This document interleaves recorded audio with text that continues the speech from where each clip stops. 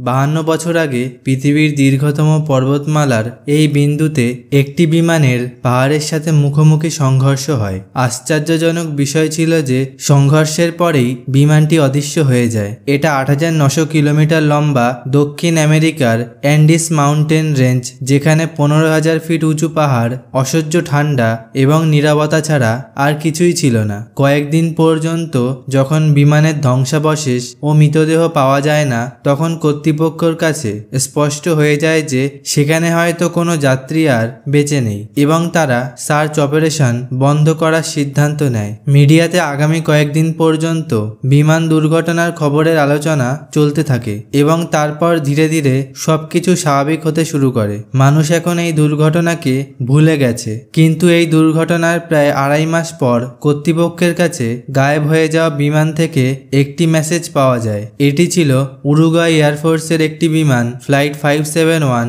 যেটা ১২ অক্টোবর ১৯৭২ সালে উরুগুয়ের রাজধানী মন্টেভিডিও থেকে টেক অফ করেছিল।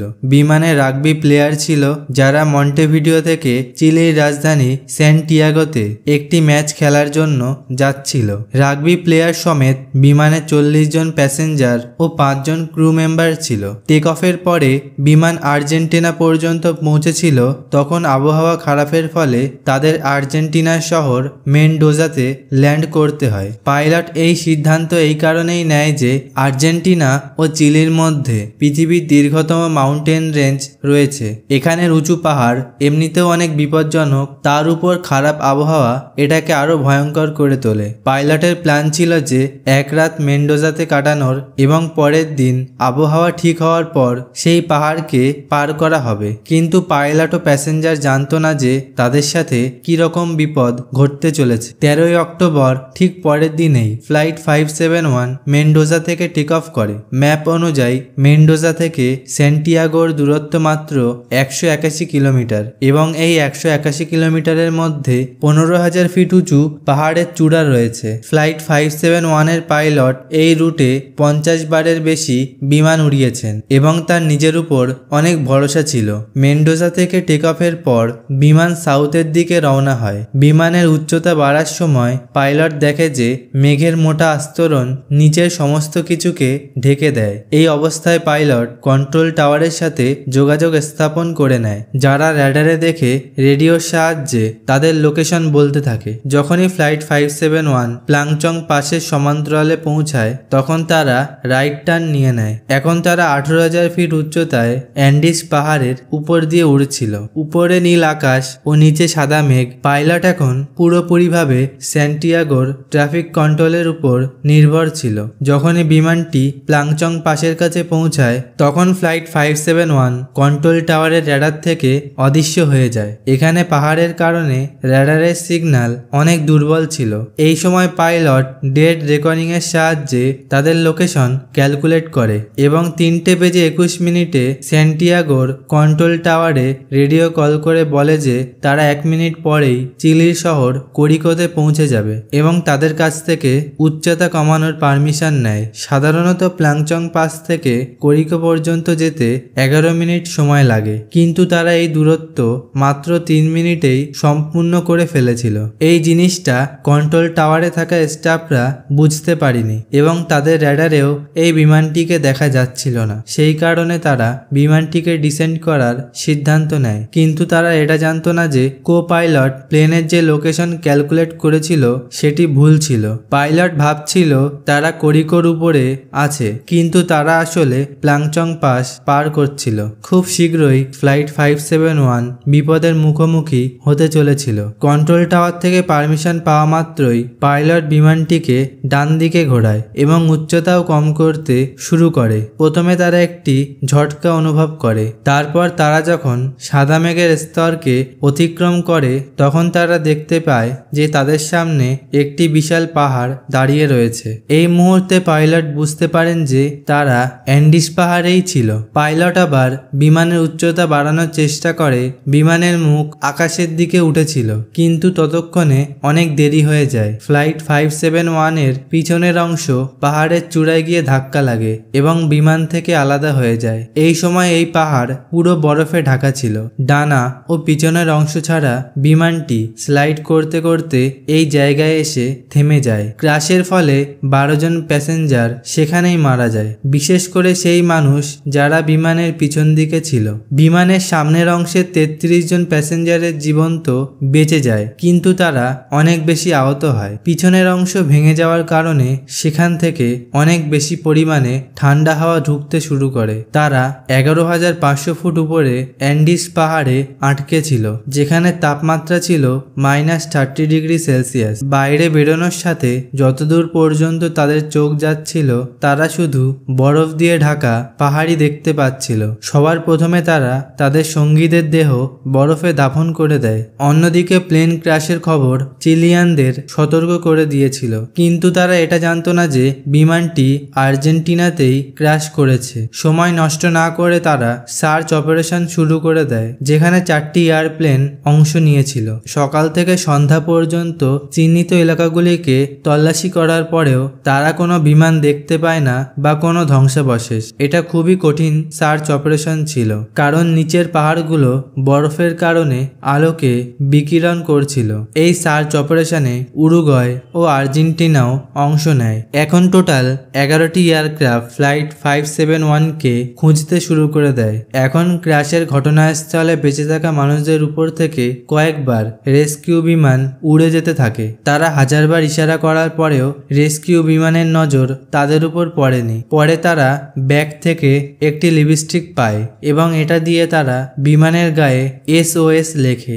লাগেজ ব্যাগগুলো দিয়ে তারা বরফের উপর ক্রসও বানায়। তার সত্ত্বেও রেস্কিউ বিমানের নজর তাদের উপর পড়েনি। মোট 8 দিন পর্যন্ত সার্চ অপারেশন চলার পর 21শে অক্টোবর 1972 সালে সমস্ত প্যাসেঞ্জারকে মৃত ঘোষণা করে সার্চ অপারেশন বন্ধ করে দেওয়া হয়। 11 দিনের মাথায় তারা ককপিটের মধ্যে একটি রেডিও খুঁজে পায়। এর সাহায্যে তারা জানতে পারে যে সার্চ অপারেশন অবশেষে বন্ধ করে দেওয়া হয়েছে। যেখানে তারা এমনিতেই অনেক বিপদগ্রস্ত ছিল, তার উপর এই খবর তাদের মন ভেঙে দেয়। বেঁচে থাকার যে শেষ আশা ছিল সেটাও শেষ হতে দেখা যাচ্ছিল।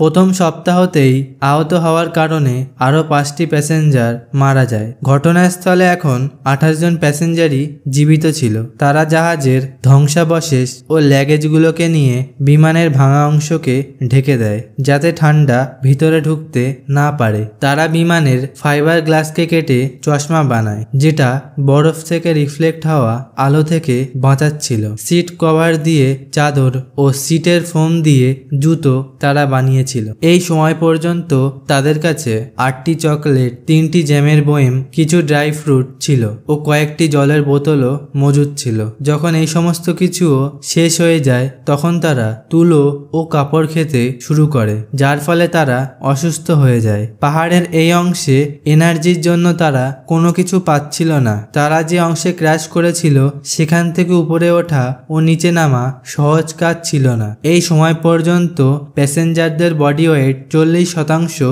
কমে গিয়েছিল।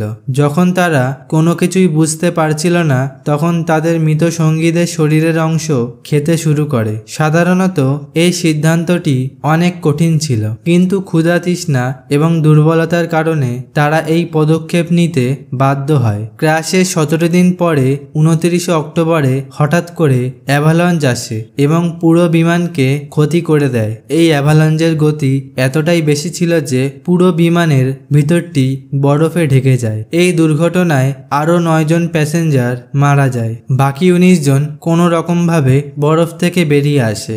দিন বাড়ছিল এবং প্যাসেঞ্জারদের অবস্থা আরও খারাপ হতে থাকে। যারা বেঁচে ছিল তারা মৃত্যুর অপেক্ষা করছিল। 12 ডিসেম্বর ক্র্যাশ হওয়ার 60 দিন পর আরও 3 জন সার্ভাইভার জীবন যুদ্ধে হেরে যায়। বাকি 16 জনের কাছে দুটি বিকল্প ছিল, হয় তারা অবশিষ্ট দিন গণনা করত অথবা পশ্চিমের এই পাহাড়কে যেভাবে হোক পার করবে। 12 ডিসেম্বর 1972 সালে 3 জন রাগবি প্লেয়ার এই পাহাড় চড়ার সিদ্ধান্ত নেয়, এই আশায় যে পাহাড়ের অন্যদিকে সবুজ অংশ হবে যেখান থেকে কোনো না কোনো সাহায্য পাওয়া যাবে। এই পাহাড় চড়া তাদের কাছে অনেক কষ্টদায়ক ছিল, কারণ তাদের কাছে পাহাড় চড়ার মতো কোনো যন্ত্র বা পোশাক ছিল না। তার উপর -30 ডিগ্রি সেলসিয়াস তাপমাত্রা। তারা হাত দিয়ে তৈরি স্লিপিং ব্যাগ ও সিট দিয়ে বানানো গরম কাপড় নিয়ে পাহাড় চড়ার জন্য বেরিয়ে পড়ে।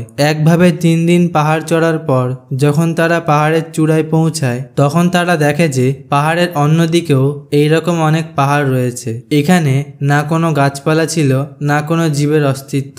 খাবারের অভাবের কারণে একজন ক্র্যাশের সাইডে চলে যায়, বাকি দুজন জীবনের আশায় নিচের দিকে নামতে শুরু করে। আগামী 10 দিন চলার পর ও 61 কিলোমিটার পথ অতিক্রম করার পর অবশেষে তারা একটি উপত্যকায় গিয়ে পৌঁছায়, যেখানে গাছপালা ছিল, পশু পাখি ছিল এবং নদীও বইছিল। তখন তারা নদীর জল খেতে শুরু করে। তারা নদীর অন্য পাশে একজন মানুষকে দেখতে পায়। নদীর জলের শব্দের কারণে তাদের কথা সেই লোকটি পর্যন্ত পৌঁছাচ্ছিল না। ঘোড়ায় বসে থাকা সেই মানুষের মাথায় আইডিয়া আসে এবং সে একটি কাগজকে পাথরে মুড়ে নদীর অন্য পাশে ফেলে। তারা সেই কাগজে সমস্ত ঘটনাটি লেখে। তারপর সেই লোকটি এই চিঠিকে নিয়ে চিলিয়ান অথরিটির কাছে নিয়ে যায়। প্রথমে তারা বিশ্বাসই করছিল না যে বিমান দুর্ঘটনার 2.5 মাস পরেও কেউ কিভাবে বেঁচে থাকতে পারে। তখন অথরিটিরা প্রথমে ওই দুজনকে রেস্কিউ করে এবং তাদের চিকিৎসা করার পর